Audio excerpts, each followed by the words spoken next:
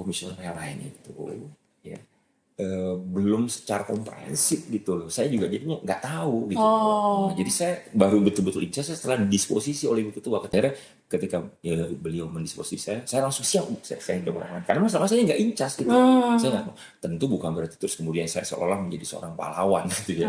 Tapi saya cuma ingin mendorong agar komisioner bisa betul-betul memperhatikan ini kasus secara serius. Gitu. Teman-teman yang lain sebenarnya juga punya keseriusan. Ya cuma karena memang terus nampak ini kita mau overload. Dan Bapak tahu, KND sampai sekarang belum mendapat dukungan yang semestinya. Terus terang latar belakang juga membuat saya pribadi saya nggak berpikir malu juga ketika ini bisa larut. Saya tanya di grup komisioner, pokoknya baru larut. Saya kan memang nggak paham. Ya dijelaskan benar. Ketika tadi ada wacana terminasi segala macam, saya akhirnya ini saya bilang sama Ibu Bapak aja. Ya, saya bilang ini karena kita belum punya mekanisme yang betul-betul baku bagaimana penanganan kasus, saya bilang. Dan saya bilang sama mereka, kasus Karen ini justru menjadi lesson learning yang sangat bagus buat kita. Kita lembaga di periode pertama harus mempunyai legacy, salah satunya bagaimana prosedur SOP yang jelas penanganan kasus. Tapi ini untuk Ibu tolong jangan saya cuma mendengar secara impresif. Saya menghargai banget. Jadi tolong kasus ini dilakukan secara intens ya, karena saya pribadi saya prihatin dan berempati dengan karena saya juga sebelum di KND ini kan saya berkiprahnya di LSM menangani anak-anak autis. Saya mendirikan rumah autis dan punya 7 cabang, dan kasus-kasusnya juga banyak yang seperti ini gitu. Kasus-kasus ditolak di sekolah, didiskriminasi gitu loh.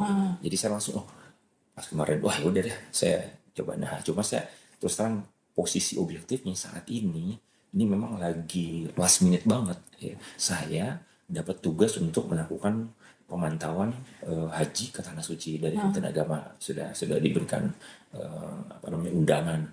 Nah hanya waktunya mepet banget, saya harus segera sore ini akan melaporkan ke Ibu Ketua dan meminta agar dilakukan segera rapat khusus kebenaran.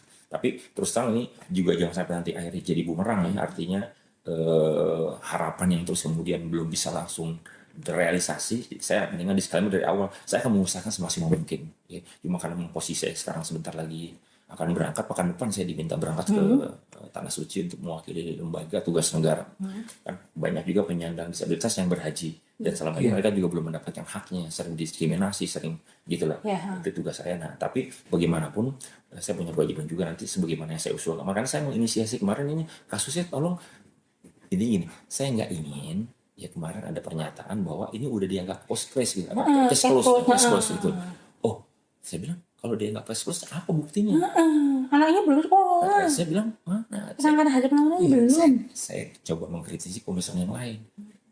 Nggak bisa, saya bilang nggak bisa lisan, nggak bisa. Kalau itu sepihak, saya bilang intinya saya begitu. Nah yang saya bawa ke teman-teman gitu. Tapi saya bilang sekali lagi, saya harus sampaikan, saya akan berusaha semaksimal mungkin membawa ini agar bisa betul-betul mendapatkan prioritas utama ya. Walaupun nanti mungkin saya nggak terlibat secara intens secara langsung, saya nanti selama di Tanah Suci itu saya paling ikut koordinasi lewat Zoom ya. Di sini Wakil Ketua Komisioner KND sekali lagi mengakui bahwa belum incas atau belum tahu kasus secara komprehensif sebelum penjelasan saya secara langsung.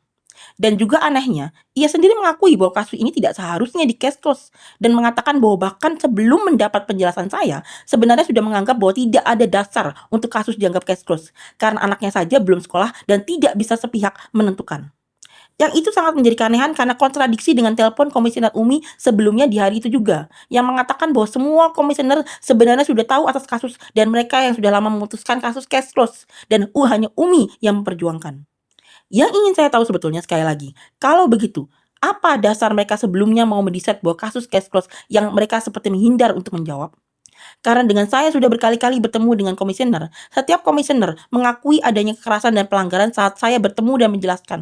Bahkan sudah diakui saat pertama kali saya bertemu dengan komisioner yang lain, yaitu komisioner Pak Jonadi di September 2024, yang awalnya menjanjikan surat keizinan yang tidak jadi tersebut, dan memasukkan segala kronologi dan bukti-bukti dan surat-surat ke Dita 143, harusnya setelah 8 bulan sejak saya pertama melapor ke KND dari 14 Agustus 2024 sampai 29 April 2025, semua komisioner sudah bisa menangkap inti kasus dan semua eskalasi dengan cukup jelas. Kalau dilihat juga sampai akhirnya kejadian pengghostingan dan pengusiran, dengan dasarnya katanya adalah perintah dari Ketua Komisioner KND, bahwa saya tidak boleh lagi bertemu dengan komisioner yang lain, artinya secara logika, sepertinya komisioner Umi yang bertakar benar. Wakil Ketua Komisioner KND juga mengakui bahwa ia sebagai komisioner secara pribadi malu bagaimana kasus ini bisa sampai berlarut-larut dan tahu sebetulnya justru bahwa banyak kasus kayak seperti ini di mana hanya begitu ada cap disabilitas langsung ditolak dan diskriminasi. Di mana bukankah itu harusnya menjadi pokok utama perjuangan KND sebagai lembaga pembela disabilitas? Justru karena KND memahami pola diskriminasi seperti ini, seharusnya fokus utamanya adalah membela korban dan memastikan sistem bekerja, bukan mendorong korban untuk menerima keadaan atau kembali masuk ke relasi kuasa yang merugikan. Wakil Ketua Komisioner KND di sini juga berjanji bahwa akan berusaha semaksimal mungkin dan menjadikan kasus ini setelah ini menjadi prioritas utama. Tapi dari kenyataan setelah itu, tidak ada kesan bahwa kasus ini dijadikan prioritas utama. Karena yang paling gampang saja nih, tidak mungkin untuk membuat surat ke Mendikbudrismen harus diketok selama 2 bulan atas kasus yang sudah jelas, dimengerti, dan jelas data fakta dan buktinya. Jadi apakah semua janji dan klaim ini juga hanya untuk memberatkan saya saja?